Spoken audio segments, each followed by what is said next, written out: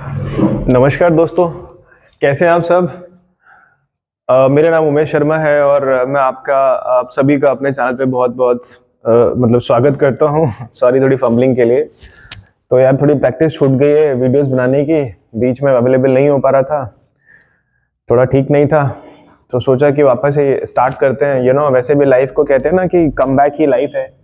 आपको हमेशा वापसी करनी होती है, किसी भी स्टेज पे हो आप, ठीक है। बाकी आप सभी के सहयोग से, सभी के प्यार से और सभी की कृपा से मतलब मेरा अभी 1000 सब्सक्राइबर हो गए, which is really means a lot for me. ये इसलिए मैटर करता है क्योंकि देखो, अगर मैं कोई काम कर रहा हूँ और मुझे उसके रिस्पॉन्स में आप लोग सब्सक्राइब करो या आप लोग मेरे वीडियोस को देख रहे हो, तो कहीं ना कहीं it gives you lot of confidence to work even more better. That's what I am doing here. और कोशिश करता रहता हूँ मैं हर वीडियो में कुछ ना कुछ नया बताने के लिए, कुछ ना कुछ नया समझाने के लिए। I am not saying I am the best one, but I am trying to be best. आपको समझाना इट्स नॉट इजी, क्योंकि देखो मुझे करना और किसी और से करवाना या किसी और को समझाना, दोनों में बहुत फर्क है। बट फिर भी कोशिश करता हूँ। और जब आप कमेंट करते हो, जब आप कुछ पूछते हो, और जब मेरे वीडियो के थ्रू या मेरे हेल्प के जब मैं किसी को सपोर्ट करता हूँ, उससे अगर किसी का बोर्ड रिपेयर हो जाता है तो बहुत अच्छी फीलिंग आती है। समवेयर यू गाइस वर्किंग, ठीक है। तो बाकी आज मैं जो सेक्शन पढ़ाने वाला हूँ, आज फिर मैं आपको BQ 24735, BQ 24738 जो आईसी है, चार्जिंग आईसी, उसी के बारे में पढ़ाऊंगा मैं आपको। और बहुत कुछ है इसके अंदर और बहुत सी प्रॉब्लम्स आती है। एक्चुअली ये रीज़न बनाने का, ये वीडियो बनाने का कारण ये था कि मुझे बहुत कमेंट्स आ रहे थे, बहुत लोग मैसेजेस कर रहे थे कि सर भी आप एक वीडियो और बनाओ इसके ऊपर। तो मैंने वैसे भी हाफ वीडियो बनाया था, तो I am going to cover entire things in this video. और दूसरी बात ये कि आप सभी इस वीडियो को लास्ट तक देखना, बीच में स्किप मत करना। अगर स्किप करोगे तो definitely you are going to lose something. तो मैं नहीं चाहता कि आप इस वीडियो को स्किप करो, और आई कैन अश्योर यू कि अगर ये वीडियो देख लोगे तो काफ़ी हद तक आप काफ़ी प्रॉब्लम्स का सॉल्यूशन ढूंढ लोगे इस वीडियो के अंदर। इसके अलावा अगर किसी को लैपटॉप रिपेयरिंग, ट्रेनिंग के रिलेटेड कुछ जानकारी चाहिए या कोर्सेज करने हैं, so you can contact me through WhatsApp, और डायरेक्ट कॉन्टैक्ट भी कर सकते हो आप मुझे, ठीक है। तो चलिए स्टार्ट करते हैं। तो लास्ट तक बने रहिएगा वीडियो में, ठीक है दोस्तों। चलो, तो मेरा ये वीडियो बनाने का मेन पर्पस ये था कि हम लोग क्या है ना कि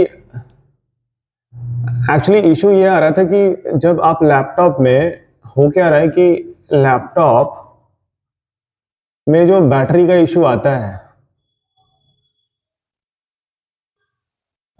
बैटरी इशू, ठीक है, और लैपटॉप में चार्जिंग इशू।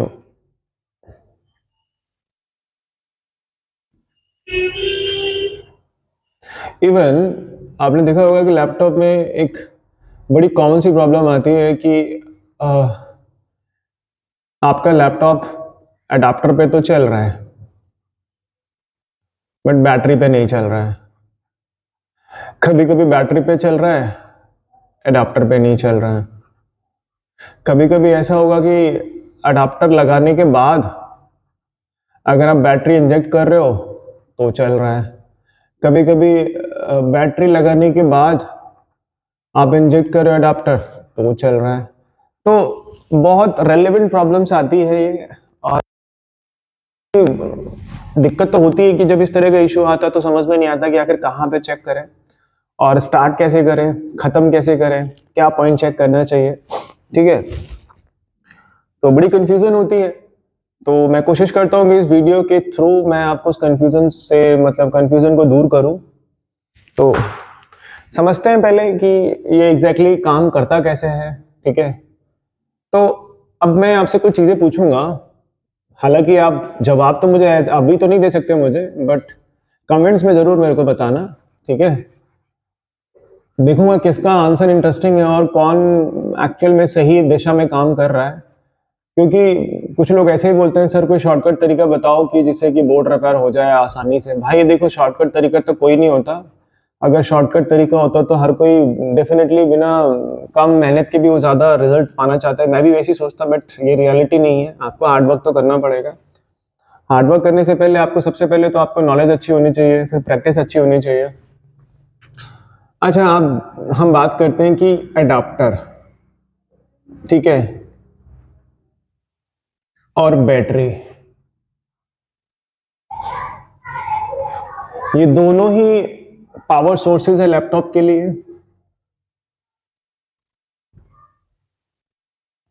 है ना जी। मतलब अडाप्टर भी और बैटरी भी दोनों ही एक पावर सोर्सेज है लैपटॉप के लिए। ये वाला सोर्सेज तब काम करेगा जब ये वाला काम करेगा, क्योंकि मान लीजिए अगर आपकी बैटरी फुल्ली चार्ज है, ठीक है, अगर ये फुल्ली चार्ज है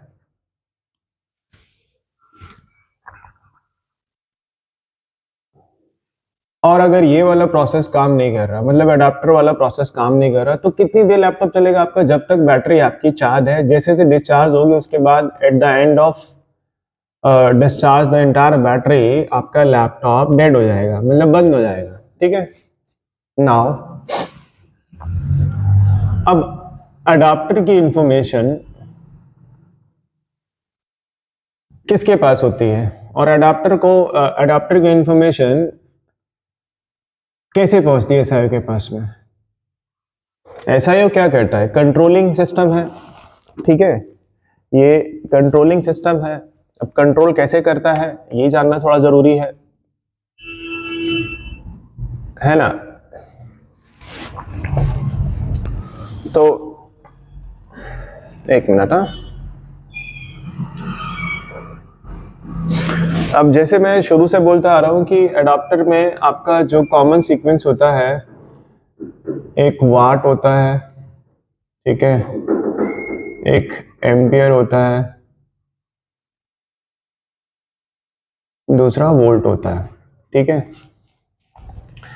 एक वाट होता है, वाट का मतलब तो सिंपल मैंने बताया था कि कितने वाट का लगा है, 45 का, 65 का, 85 का, ठीक है। एम्पियर मतलब करंट का स्टेटस क्या है इसका, क्योंकि और वोल्ट कितना है, 19 वोल्ट, 20 वोल्ट, 21 वोल्ट, 18 वोल्ट। तो ये तीनों के तीनों इन्फॉर्मेशन किसके पास होती है? एसआईओ के पास में होती है। अब मिलता कैसे है? डेल एचपी का बोर्ड होगा तो डेफिनेटली एडीआईडी और पीएसआईडी के through SIO will get to know कि अडाप्टर लगा हुआ है, ठीक है। और दूसरी बात हम ये करते हैं, अगर एम्पियर की बात करते हैं और वोल्ट की बात करते हैं तो ये कैसे पता चलता है? अब यहाँ पे सरप्राइजिंगली ये है कि जो एडीआईडी है या पीएसआईडी है या अगर लेनोवो का या फिर एसर का बोर्ड हो तो वहां पे दो रजिस्टर लगा के इसको जो है डिवाइडर के थ्रू एक सिग्नल दे देते हैं, जिससे कि adapter will get to know कि अडाप्टर लगा है, इतने वाट का लगा है, रिकॉग्नाइज कर रहा है कि नहीं कर रहा है। लेकिन अब यहाँ पे अब देखिए, एम्पियर और वोल्ट इसके भी इंफॉर्मेशन चाहिए, ठीक है। और देखो इलेक्ट्रॉनिक में आप देखेंगे कि जैसे आपके घर में अगर जैसे ट्रांसफार्मर से या जो आपके नियर बाय जो पोल्स लगे होते हैं वहां से जो वोल्टेज आपके घर में आता है, जो इंटरनल घर में अगर आप चेक करेंगे तो 230 से 250 वोल्ट तक आता है, ठीक है। ये तो वोल्टेज में मेजर करेंगे, लेकिन करंट को आप मेजर नहीं कर पाते। करंट विल आल्सो नेसेसरी, क्योंकि इलेक्ट्रॉन जो होते हैं सब करंट के थ्रू ही तो, इलेक्ट्रॉन क्या होता है? करंट ही होता है एक तरीके का। तो उसकी नॉलेज अगर है तो फिर आप करंट और वोल्टेज को समझ पाएंगे। दोनों ही बहुत जरूरी है, क्योंकि किसी भी लैपटॉप के सेक्शन में करंट भी चाहिए और वोल्टेज भी चाहिए, ठीक है, दोनों का ही काम होना है। तो अब एक बार हम चलते हैं आईसी के ऊपर, ठीक है। हम आईसी के थ्रू समझते हैं कि हमें वाट की इंफॉर्मेशन तो एसआईओ को मिल गई, पीएसआईडी एडीआईडी के थ्रू, लेकिन दो इंफॉर्मेशन और जरूरी है। वो कब जरूरी है, कैसे होगा, कैसे मिलेगा, वो हम समझते हैं एक बार। अब प्रॉब्लम्स को कैसे आइडेंटिफाई करेंगे, ठीक है। तो देखिए मैंने यहाँ पे ये बहुत कॉमन ऐसी है, ये BQ 24738।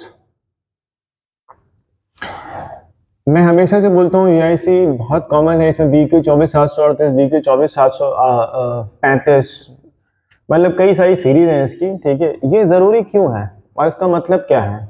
और अगर ये आईसी लगी होगी तो चाहे बोर्ड आपका 10th जनरेशन का हो चाहे 12th जनरेशन का हो, देखो आईसी का फंक्शन तो सिमिलर ही होगा, उसमें कुछ चेंजेस नहीं आएंगे, ठीक है। अब जैसा कि मैंने आपको बताया कि एसआईओ को वाट की इंफॉर्मेशन तो PSID AD के थ्रू मिल जाता है, लेकिन करंट का इंफॉर्मेशन कहाँ से मिलता है? ठीक है, करंट या जो अडाप्टर लगा है वो इनवैलिड है कि नहीं, मतलब इस आईसी मतलब इस लैपटॉप के लिए जो अडाप्टर लगा है वो वैलिड है कि नहीं। ठीक है, दैट इज ऑल्सो इम्पॉर्टेंट। अगर वो वैलिड नहीं होगा तो फिर कैसे काम चलेगा, फिर वो आगे कंजप्शन या आगे फिर प्रोसेसिंग नहीं करेगा। अब हम उसको समझते हैं। ठीक है, अब जैसे ये आईसी देख रहे हो, और इस आईसी में ये तो आपको सभी को पता है, मैंने लास्ट वीडियो में बताया था कि वीसीसी का क्या काम होता है और वीसीसी पे कितना वोल्टेज आता है और वीसीसी कहाँ मिलेगा आपको, कौन से पिन पे मिलेगा। ठीक है, मतलब मान के चलिए अगर बीक्यू सीरीज में कोई भी ऐसी है तो डेफिनेटली ये जो पैड वाला ऑप्शन होता है ना, पैड के जस्ट साइड में लास्ट का जो भी पिन होगा, 20 हो, 24 हो, 18 हो, 16 हो, 28 हो, वहां पे वीसीसी ही मिलना है आपको, और कोई मिलेगा नहीं। ठीक है, तो जब वीसीसी मिल जाता है, ठीक है, वीसीसी मिलने के बाद में, ठीक है, आईसी को सबसे पहले आईसी को क्या चाहिए होता है? एक पावर चाहिए होता है। आईसी को एक पावर चाहिए होता है। ठीक है, वो किस रूप में मिलता है? वीसीसी के रूप में मिलता है। और हर आईसी का एक वर्किंग प्रोसेस होता है। हर आईसी का एक वर्किंग प्रोसेस होता है। अब आप सोचिए, जब इसको वीसीसी मिलेगा, वीसीसी के बाद में इस आईसी को सबसे पहले क्या चीज की जरूरत पड़ती है? और वीसीसी के बाद क्या बनता है? देखिए यहाँ पे वीसीसी के बाद तुरंत क्या बनता है? AC detect. जैसे इसको वीसीसी मिलेगा वो एसी डिटेक्ट बन जाएगा, और जैसे ही एसी डिटेक्ट बनेगा तो you can see the reason here. यहाँ पे जो पिन नंबर 16 है, यहाँ पर रीजन भी आपको मिल जाएगा। ठीक है, और अब मैं आपको बताता हूँ इसके पीछे का लॉजिक क्या है। सबसे पहले देखिए, एसी डिटेक्ट मतलब इस आईसी को ये कंफर्म हो गया जो अडाप्टर है वो वैलिड है, क्योंकि इस आईसी को भी तो ये पता होना चाहिए ना कि जो अडाप्टर लगा है वो वैलिड है कि नहीं मदरबोर्ड के लिए या इस मतलब लैपटॉप के पर्पज से। तो from this signal AC detect IC will get to know कि जो अडाप्टर लगा है वो वैलिड अडाप्टर है, और वो जो है मतलब आगे प्रोसेसिंग के लिए परफेक्ट है। ठीक है, जब एसी डिटेक्ट आपका बन जाता है, व्हेन एसी डिटेक्ट आपका जो है अगर 0.6 से नीचे होता है, इसका भी एक कंडीशन होता है। अगर ये 0.6 से नीचे हुआ, मान लीजिए इसकी वैल्यू अगर 0.6 से आती है कम, दैट मीन्स कि ये एसी प्रेस आपका नहीं बनेगा। अगर एसी प्रेस नहीं बनेगा तो एसआईओ को ये कंफर्मेशन नहीं मिल पाएगा कि जो अडाप्टर लगा है, जो अडाप्ट यहाँ पे देखिए AC in, that means adapter current in, यहाँ पे एसी प्रेस है। ठीक है, adapter current press, and somewhere you can सी यहाँ पे एसी ओके भी हो सकता है, अडाप्टर करंट ओके। तो इस ये आईसी क्या करती है, ऐसा एक कंफर्मेशन देती है कि अडाप्टर जो लगा है that is valid for this laptop. और अगर एसी डिटेक्ट 0.6 से नीचे आता है तो इसका मतलब ये है कि ये जो है आईसी ऐसा है कोई इंफॉर्मेशन नहीं दे पाएगी कि जो एसी करंट है वो प्रॉपर है। ठीक है, तो अगर वीसीसी एसी डिटेक्ट बनेगा दैट मीन्स आपका रीजन भी बनना चाहिए। अगर रीजन भी नहीं बना तो भी फिर ये प्रोसेस काम नहीं करेगा, मतलब कहीं ना कहीं आईसी एसआईओ को ये पता नहीं चलेगा कि जो प्रॉब्लम आ रही है वो कहाँ पे आ रही है, जो एडाप्टर लगा वैलिड है कि नहीं। तो अब हम बात करते हैं कि एक बहुत ही बड़ी समस्या आती है जब हम रिपेयरिंग करते हैं। रिपेयरिंग में क्या होता है कि हम ये कैसे आइडेंटिफाई कर रहे हैं कि हमारे लैपटॉप में बैटरी लगा है कि अडाप्टर लगा है, ये आईसी को कैसे पता चलेगा, राइट? ये आईसी को कैसे पता चलेगा कि इस बोर्ड के अंदर अडाप्टर है कि बैटरी है? और ये देखो, आईसी को तो कंफर्मेशन डेफिनेटली चाहिए चाहिए कि भाई उसको भी तो पता होना चाहिए कि अडाप्टर मोड पे चल रहा है कि बैटरी मोड पे चल रहा है, तो वो इंडिकेशन आपको ये एसी डिटेक्ट का पिन देगा।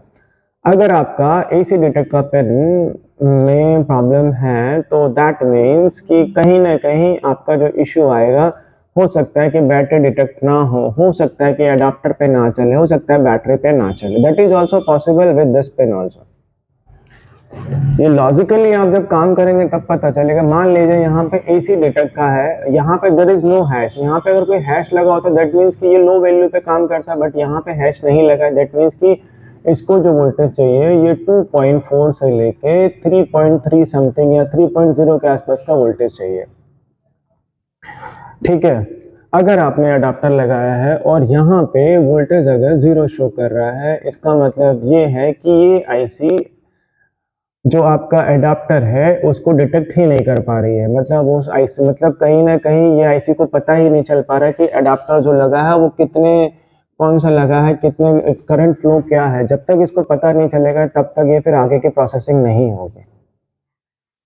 और वीसीसी एसी डिटेक्ट का क्या सिस्टम होता है, ये इंटरनली कनेक्टेड होगा रीजन से, जो कि कंपैरेटर के थ्रू, जैसे हम लोग बात करते हैं ना, ये इसका आउटपुट होता है रीजन। जैसे कि आपने 3-5 में देखा होगा, रेफरेंस है आपका, सॉरी, वीरेस 3, वीरेस 5, एलडीओ 3, 5, एलडीओ 3, एलडीओ 5, सेम ये उसी पर्पज से उसी तरीके से काम करता है। ठीक है, अब यहाँ पे हमने क्या क्या देखा, एक एडाप्टर को ये पता चल गया, सॉरी एसआई को ये पता चल गया कि अगर एसी डिटेक्ट बन गया तो SI will get to know कि जो एडाप्टर है वो वैलिड है।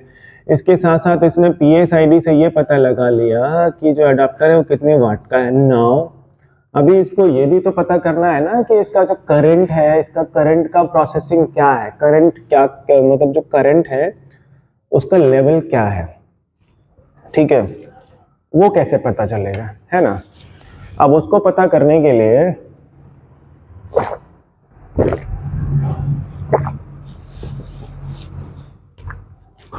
अब जब ये प्रोसेसिंग हो जाएगी एसी ड्राइव, वीडियो थोड़ी लंबी होगी देखना, ठीक है, छोड़ना मत इसको।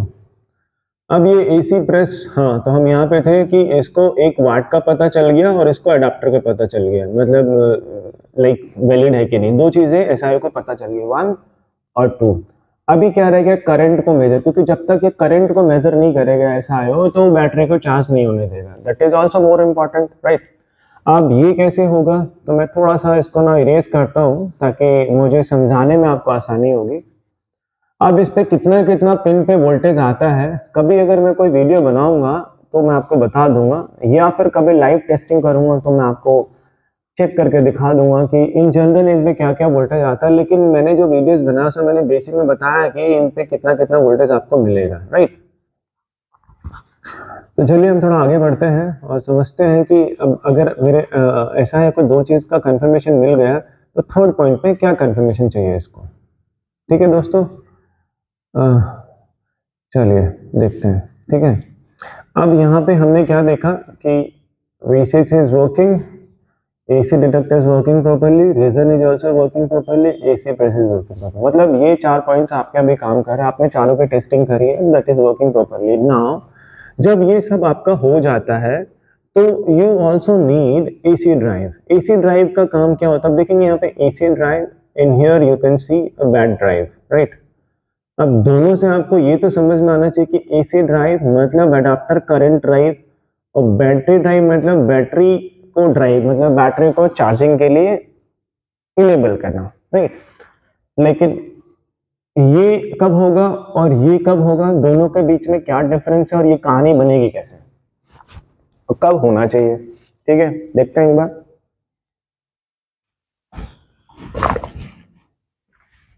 अब हम क्या करेंगे, जब ये चारों पॉइंट्स आपके क्लियर होंगे, एडाप्टर को अभी क्या स्टेटस चाहिए, उसको करंट का स्टेटस चाहिए। अब आप सोचिए कि अगर एसी प्रेस एसी डिटेक्ट आपका वीसीसी रीजन बना है तो क्या अभी बैटरी पे एलडीओ की सिचुएशन बन रही होगी, नहीं। क्यों नहीं बन रही हो, क्योंकि बैटरी पे एलडीओ बनने के लिए आपका ये जो है सीएलआर पॉइंट बहुत इंपॉर्टेंट है। ये वाला जो पॉइंट है आपका, 1 सेकेंड ना, 1 मिनट, तो ज्यादा ही ऊपर हो गया ना, ये वाला पॉइंट इंपॉर्टेंट है जिसको हम CLR बोलते हैं। अभी हमारा CLR नहीं बना है, इसका मतलब ये है कि बैटरी पे तो अभी कोई हलचल नहीं है, हम कोई एलडीओ रिसीव नहीं कर रहे। तो पहले तो हमें 19 वोल्ट को रेडी करना है, ठीक है। तो एक बार समझते हैं हम,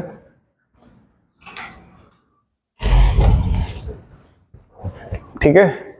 तो अब क्या होगा, जब ये चारों पॉइंट आपके बन जाएंगे, देन अगेन यहाँ पे आपका, कई लोग बोलते हैं कि सर पहले क्या चेक करना है बाद में क्या चेक करना है, तो इससे आपको ये भी पता चल जाएगा कि पहले क्या चेक करना है बाद में क्या चेक करना है, ठीक है। उसके बाद जब ये चारों ओके हो, क्योंकि यहाँ पे क्या हुआ कि एसी इनका कंफर्मेशन आ गया है, यहाँ पे आईसी को पता चल गया कि अडॉप्टर वैलिड है, यहाँ पे वीसीसी मिल गया, यहाँ पे रिजल्ट मिल गया, मतलब आईसी का जो स्टार्टिंग का फंक्शन है वर्किंग है। नाउ अब क्या होगा, यहाँ पे एसी ड्राइव का सिग्नल मिलेगा, क्योंकि अब आईसी को करना क्या है, ये दोनों आपको जो मॉसफेट लगे हैं इन दोनों मॉसफेट को ऑन करना है ताकि यहाँ से सप्लाई पास हो सके। ठीक है, देखिए यहाँ पे मॉसफेट लगा हुआ है, यहाँ पे एसी ड्राइव, ये देखिए इसके गेट के साथ कनेक्टेड है दोनों मॉसफेट। अब ये क्या करेगा, आईसी का जो काम है वो ये करेगा कि दोनों मॉसफेट को ऑन कर देगा।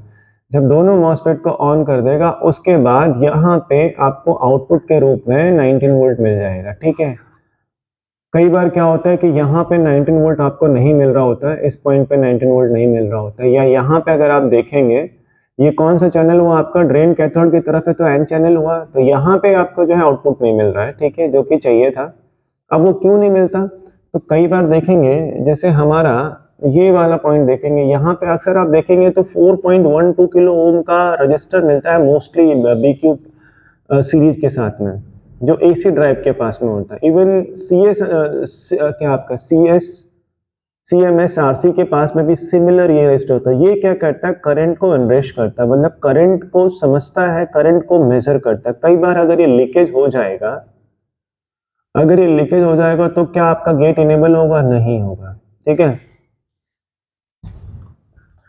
और अगर आपको डेटा शीट पढ़ना आता है, डेटा शीट पढ़ना अगर आता है तो यहाँ पे आप देखेंगे CSM RC में इसका मतलब क्या होता है कि इसका जो है एसी ड्राइव का वोल्टेज हमेशा +6 वोल्टेज होगा। मान के चले यहाँ पे अगर 19 वोल्टेज आ रहा है CMRC पे, तो यहाँ पे आपको 19 और 6 25 वोल्टेज के आसपास आपको गेट पे मिलेगा एसी ड्राइव वाले पॉइंट पे। ठीक है, +6 वोल्टेज आपको चाहिए, ये जो है आपका आईसी का सीक्वेंस कहता है। ठीक है, अब हम बात करेंगे CSMRC का क्या काम होता है, हमें इसको समझना बहुत जरूरी है। देखिए, ये आप देखेंगे कि CMRC का जो पॉइंट है ये दोनों अडाप्टर के बीच से कनेक्ट, मतलब दोनों मॉसफेट के बीच से कनेक्टेड है। ठीक है, और इसके साथ भी देखेंगे एक 4.12 किलो ओम का रजिस्टर लगा है, जो ये देखता है कि आपका करंट का जो फ्लो है, जो AC फेड से आ रहा है आपका RB फेड की तरफ, वो प्रॉपर है कि नहीं। अगर उसका थोड़ा भी डाउटफुल होगा तो वो क्या करेगा कि यहाँ से कट ऑफ कर देगा वोल्टेज, आपका आगे वोल्टेज प्रोसेस ही नहीं होने देगा। ठीक है, मतलब CSMRC के पास में वो ऑथराइजेशन होता है कि वो जो है AC फेट को वो क्या करेगा कि आपको कट ऑफ कर देगा, मतलब इसके स्विच को ऑन नहीं होने देगा, वहीं पे वोल्टेज रोक देगा, आगे बढ़ने नहीं देगा। और अगर आगे वोल्टेज नहीं बढ़ेगा तो दैट मीन्स कि यहाँ पे अगर आप देखेंगे तो CLR पे देखेंगे या फिर ACN ACP पे देखेंगे तो यहाँ पे आपको कोई वोल्टेज नजर ही नहीं मिल आएगा, मतलब कोई मिलेगा नहीं वोल्टेज। ठीक है, तो कई बार जो प्रॉब्लम आती है CMS RC की वजह से भी प्रॉब्लम आती है। कई बार ये वाला जो रजिस्टर है ये लीकेज होने लगता है, जिसकी वजह से आपका 19 वोल्ट की लाइन में प्रॉब्लम आती है। ठीक है, तो हमारे कितने पॉइंट क्लियर हो गया, ये आपका 6 पॉइंट क्लियर होगा। अब बचा ACN और ACP। देखिए, ACN और ACP में अगर देखेंगे तो यहाँ पे कैपेसिटर कॉमन है जो दोनों के साथ कनेक्टेड है आपका, एक ACN और ACP के साथ में। ठीक है, कई बार ये वाला रजिस्टर की प्रॉब्लम आता है जिसकी वजह से आईसी को ये नहीं पता चल पाता है कि जो करंट का वेरिएशन है वो प्रॉपर है कि नहीं। ठीक है, करंट का वेरिएशन प्रॉपर है कि नहीं, और इससे आप ये सीक्वेंस भी समझ में आएगा कि आपको ट्रेसिंग किस तरीके से करनी है। ऐसा नहीं है कि आप सीधे आपने बैटरी टाइप देख लिया या आपने SM डेटा SM क्लॉक देख लिया, तो वो आपको देखना कब है, I am telling you one by one. ठीक है, इफ दिस ओके, अगर मान लीजिए दोनों ओके है, ACN ACP दोनों का काम क्या होता है, एक होता है आपका नेगेटिव और एक होता है पॉजिटिव, सॉरी एक नेगेटिव होता है एक पॉजिटिव होता है, ये दोनों करंट के फ्लो को मेजर करके आईसी को इन्फॉर्म करते हैं, क्योंकि आईसी को एक बिफोर करंट भी चाहिए, एक आफ्टर करंट भी चाहिए। अगर ये दोनों इसका प्रॉपर ओके होता है तब तब क्या होगा, उसके बाद यहाँ पे आप देखेंगे कि यहाँ पे देखेंगे आई आउट। ठीक है, यहाँ पे क्या मिल रहा है आपको, आई आउट। अब गौर से देखिएगा यहाँ पे आई आउट का जो मतलब है, यहाँ पे क्या दिखा रहा है, पेज नंबर दिखा रहा है 26 और 34। ठीक है, आई आउट का अगर आप देखेंगे तो ये कहाँ जा रहा है, 26 और 34। मैं आपको बताता हूँ। यहाँ पे भी देखिए एसी जा रहा है 34 पे, ठीक है।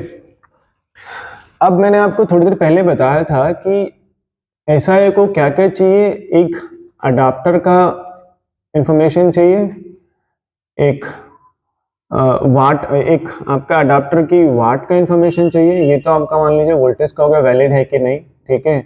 और एक अडाप्टर का करंट का, ठीक है। तो अब यहाँ पे क्या हो रहा है, ये जो आई आउट है, आई आउट बेसिकली क्या कर रहा है, एसआईओ को एक इंफॉर्मेशन दे रहा है कि इसका जो करंट पास हो रहा है सीएलआर से वो वैलिड है, ठीक है। जब ये मिल जाएगा, मान लीजिए जब ये आपको I out, SIO will receive the signal, तो उसको ये पता चल जाएगा कि जो आईसी है इसका जो सीएलआर का जो पॉइंट है वो प्रॉपर काम कर रहा है, ठीक है। इसके साथ साथ आईएलएम का भी जो सिग्नल है वो एसआईओ को जाएगा, क्योंकि ये एक तरीके से अगर मैं आपको बताऊं तो मेजर करने का प्रोसेस होता है।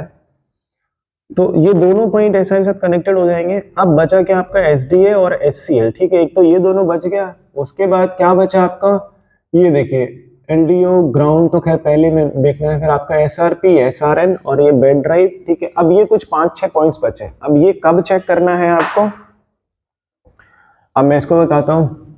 जब यहाँ पे सीएलआर पे वोल्टेज बन जाएगा, ठीक है, जब यहाँ पे सीएलआर पे वोल्टेज बन जाएगा तो सीएलआर पे वोल्टेज बनने के बाद में वो क्या करता है, बी प्लस के रूप में जितनी भी रेगुलेटर वाली आईसीज होती हैं या जितने भी रेगुलेटर वाले सेक्शन होते हैं सब जगह वहाँ पे आईसी मिल जाएगा। जब आईसी पहुंचेगा, आईसी पहुंचने के बाद में जब एलडीओ रिलीज होगा तो बैटरी के कनेक्टर पे आपको एसडीए, एचसीएल, टेम्प ये तीनों चीज मिलेगी। उसके बाद क्या होगा कि एसडीए और एचसीएल, इसका कम्युनिकेशन एसआईओ के साथ में होगा और बैटरी के साथ में होता है और प्लस आपका चार्जिंग आईसी के साथ में होता है, ठीक है। अब हम बात करते हैं कि एसडीए का मतलब क्या होता है, एसडीए क्या काम करता है। देखिए यहां पे देखेंगे डेटा और क्लॉक, ठीक है। तो जो एसएम बस वाली लाइन है उसका मतलब ये होता है कि ये क्या करता है, आपका इनपुट कंट्रोल को, इनपुट करंट को कंट्रोल करता है। जो इनपुट, जो करंट मिल रहा है इसको चार्ज करने के लिए, उसको कंट्रोल करता है, ठीक है। साथ में यार, एक मिनट, ये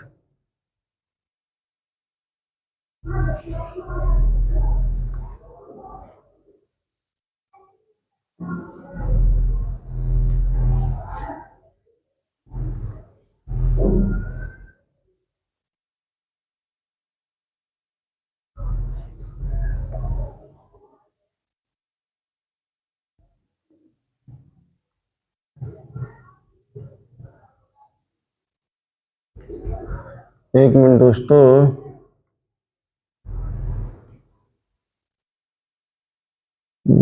इसको ऑफ ही कर देते हैं।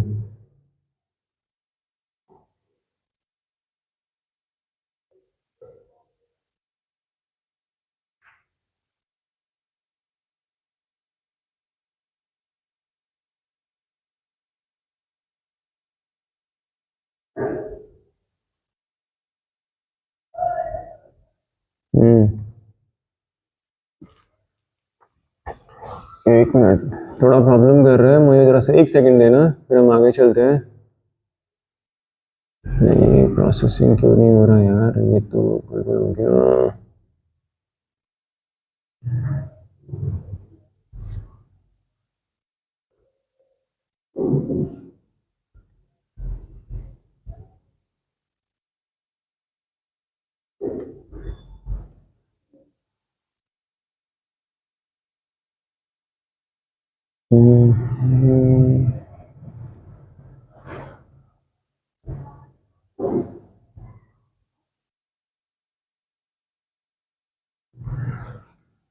कोई बात नहीं, मैं दूसरा पेज खोल लेता हूँ क्योंकि इसमें तो मुझे लगता है कि बताना मुश्किल है। 1 सेकंड दीजिएगा मुझे,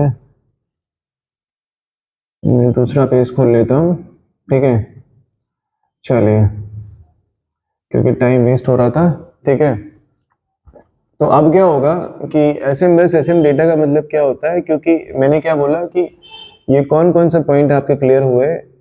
देखिए, एक ये आपका क्लियर हो गया, एसी इन हो गया, एसीपी हो गया, सीएमएसआरसी हो गया, एसी ड्राइव हो गया, एसी प्रेस हो गया, एसी डिटेक्ट हो गया, आई आउट हो गया, आईएलएम हो गया, वीसीसी ऑल्सो। ठीक है, तो ये कुछ पॉइंट्स मैंने क्लियर कर दी। अब क्या बचता है आपका एसडीए और एससीएल। ठीक है, एसडीए एससी में क्या होता है कि टू वे कम्युनिकेशन होता है बिटवीन बैटरी चार्ज, आपका चार्जिंग आईसी और फिर आपका एसआईओ। ठीक है, तो ये क्या करता है, इसका जो एसएमएस का काम क्या होता है, चार्ज करंट।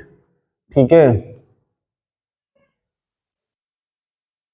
दूसरा क्या होता है, मैं प्रॉब्लम की बात करूंगा इसके बाद कि प्रॉब्लम क्या क्या होती है और कैसे रिजॉल्व करना है आपको। ठीक है, दूसरा क्या होता है कि आपका जो है ये एक तरीके का कन्वर्टर भी होता है, डिजिटल टू आपका एनालॉग कन्वर्टर भी होता है। अब हम बात करते हैं जब आपका एसडीए और एससीएल मिल जाता है। ठीक है, एसडीए और एससी मिलने के बाद में ये आईसी, ये एसआईओ क्या करता है, will get to read the battery status की, बैटरी कितने सेल की लगी है और जो बैटरी है वो क्या कहते हैं कितनी चार्ज है, कितना चार्ज करना है। ठीक है, तो एक कंफर्मेशन के तौर पे ये सिग्नल से ये पता लगा लेता है एसआईओ कि अब बैटरी को चार्ज होने की जरूरत है। ठीक है, अब बैटरी चार्ज होने के लिए सबसे इंपॉर्टेंट क्या होता है, जब ये इसको मिलेगा तो उसके बाद क्या करेगा, ये एसआईओ विल कमांड टू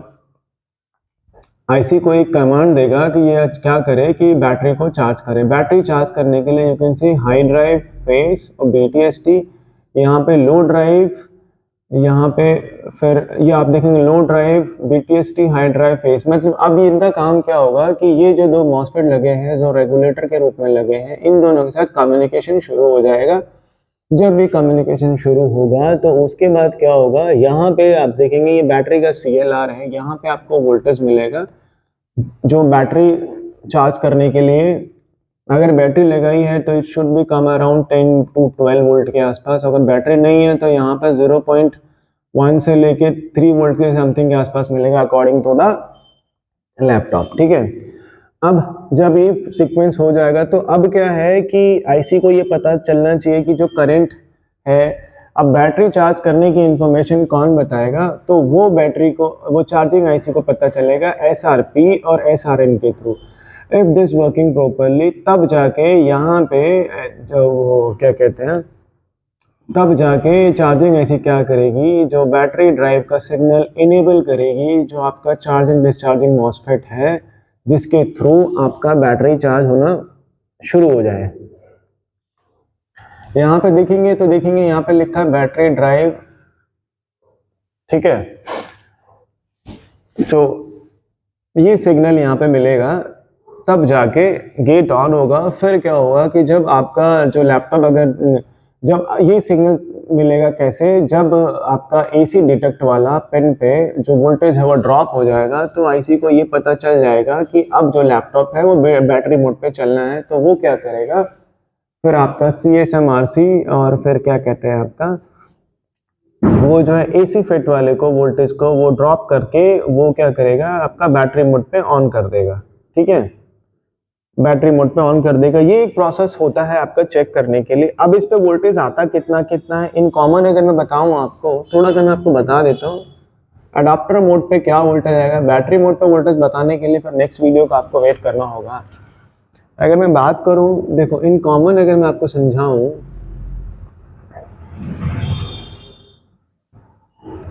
तो यहाँ पे VCC पे जो वोल्टेज मिलता है ये तकरीबन आपको जो मिलेगा 19 से 20 volt according to the system. ठीक है, CSMRC पे जो भी वोल्टेज आपका यहाँ पे आएगा, मान के चलिए अगर यहाँ पे 25 वोल्टेज, सॉरी यहाँ पे 25 वोल्टेज मिल रहा है तो it should B 19 voltage on CSMRC। AC detect अगर वो लो वैल्यू में है तो यहाँ पे जो है 0.6 के आसपास आएगा। अगर आपका प्रॉपर वोल्टेज मिलना चाहिए तो 2.4 से लेके 3 वोल्ट के आसपास का मिलेगा यहाँ पे। ठीक है, यहाँ पे आपको 3 वोल्टेज मिलेगा लो और हाई के कंडीशन के हिसाब से। ठीक है, अब हम बात करते हैं थोड़ा सा प्रॉब्लम्स के बारे में। प्रॉब्लम्स का सॉल्यूशन क्या होगा और एक्चुअली होता क्या है, और जैसे आपने देखा होगा कि कई बार जो बैटरी वाला प्रॉब्लम आता है, बैटरी रीड नहीं कर पा रहा है, बैटरी चार्ज नहीं हो पा रहा है, अडाप्टर पे चल रहा है, तो ये कैसे होता है और इसका क्या करना होता है। अगर मान लीजिए मेरा एसी डिटेक्ट, ठीक है,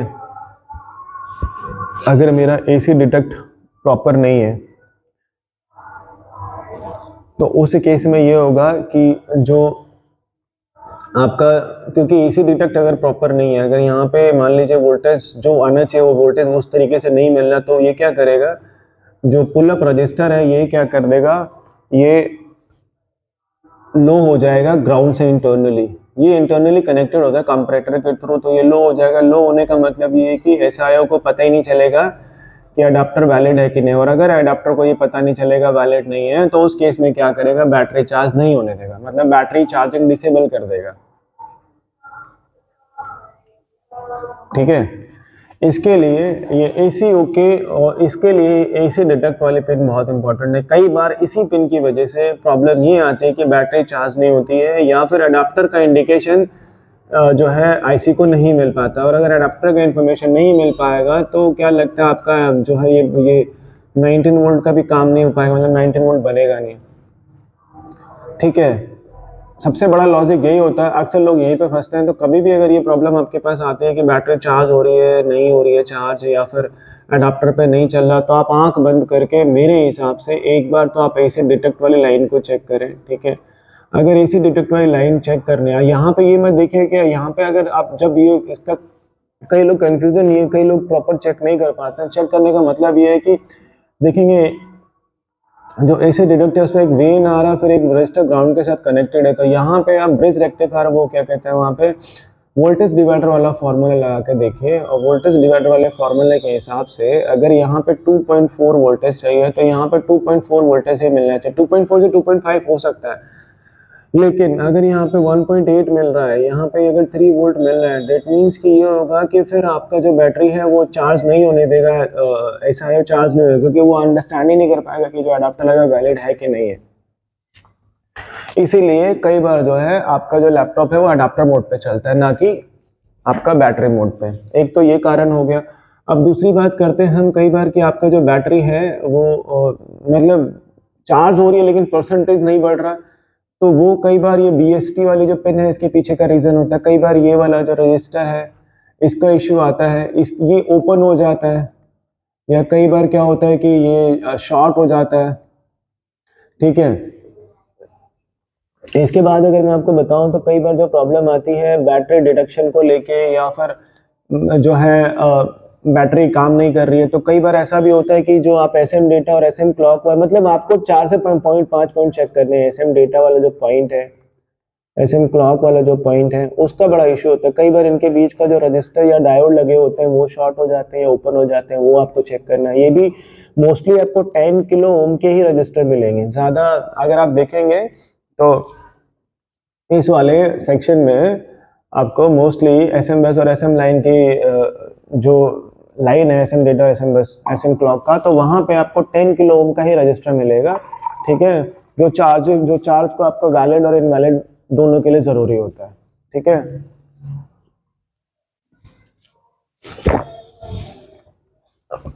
इसके बाद अगर हम बात करते हैं कि जो है वो आपका अडाप्टर डिटेक्ट नहीं कर रहा। अब अडाप्टर डिटेक्ट नहीं कर रहा, तो मैंने बताया था कि एसआईओ को 3 चीज़ों की रिक्वायरमेंट होती है। एक करंट का रिक्वायरमेंट होता है, एक वोल्टेज का, और एक वाट का। ठीक है, वो तीनों कहाँ कहाँ से मिलते हैं, करंट, जो वाट की इंफॉर्मेशन है वो पीएसआईडी के थ्रू मिल जाती है। ठीक है,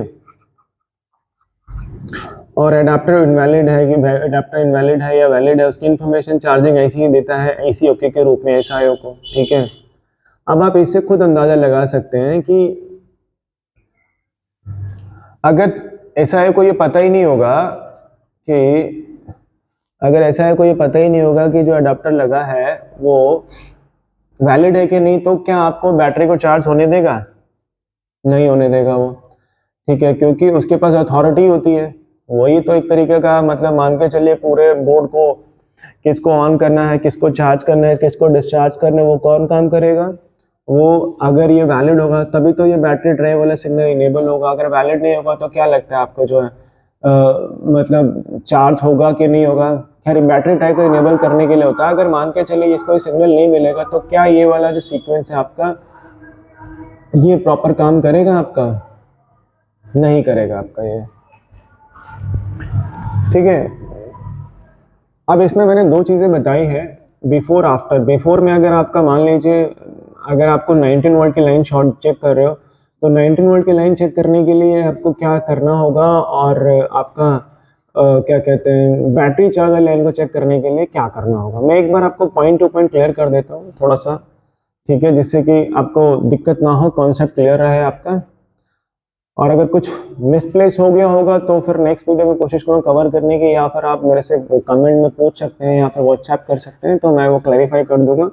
हो सकता है कि पढ़ाने के चक्कर में कई बार क्या होता है कि हम लोग कोई स्क्रिप्ट लेकर नहीं बैठे होते हैं तो कई बार चीज़ें स्किप हो जाते हैं माइंड से, तो उसके लिए आप माइंड मत करना। देखिए यहाँ पे अगर आप अडाप्टर पे चेक करते हैं और बैटरी पे चेक करते हैं, दोनों का अलग अलग मोड होता है। अडाप्टर मोड पे क्या क्या चाहिए? AC detect, AC press, AC drive, CMS, RC, ACP, ACN, VCC, reason, ठीक है, आई आउट। मतलब ये सारे पॉइंट्स आपको चेक करने हैं, स्पेशली जब आपका क्या कहते हैं CLR पे वोल्टेज नहीं बन रहा या B प्लस नहीं बन रहा, तब आपको ये वाले पॉइंट चेक करने हैं, ठीक है। और जब ये चीज़ें क्लियर हो जाते हैं उसके बाद फिर आपको नेक्स्ट स्टेप में क्या करना है? बैटरी से रिलेटेड इश्यूज के लिए आपको SDA चेक करना है, SCL चेक करना है, वेट ड्राइव चेक करना है, SRN, SRP, ठीक है, BTST, हाई ड्राइव, लो ड्राइव। मतलब ये जो इतने पॉइंट्स हैं ये फिर आपको चेक करने हैं बैटरी वाले केस में, ठीक है।